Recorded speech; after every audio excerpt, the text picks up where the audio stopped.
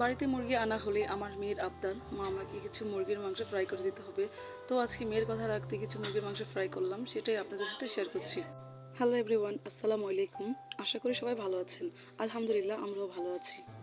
মাংসগুলো ফ্রাই করার জন্য এখানে আমি মাংসগুলোকে প্রথমে ধুয়ে নিচ্ছি, তারপর এখানে একে একে সব মশলাগুলো দিয়ে দিচ্ছি। এখানে আমি পরিমাণ মতো লবণ দিয়েছি, একটু হলুদ ফাঁকি, একটু মরিচ ফাঁকি, আর গরম মশলার গুঁড়ো একটু একটু বাটা মশলা দিয়েছি এবং ধনিয়া গুঁড়ো দিয়েছি। আর এখানে সামান্য পরিমাণ টমেটো সস আর সামান্য পরিমাণ ময়দা দিয়েছি। তারপর এটাকে ভালোভাবে মেখে নিয়েছি। তো এবার আমি এগুলোকে ভালোভাবে ভেজে নেব। আর সাথে আমি কিছু আলু কেটে নিয়েছি, আলু ভাজা করব বলে আলুগুলো কেটে মশলা মাখিয়ে নিয়েছি। আর এই মাংসগুলোকে আমি লাল করে ভেজে নেব। আর এবার আলুগুলো ভেজে নেব। আলুগুলো ভাজা হয়ে গেলে আমি নামিয়ে নেব। তো দেখুন আমার ফাইনাল লুক।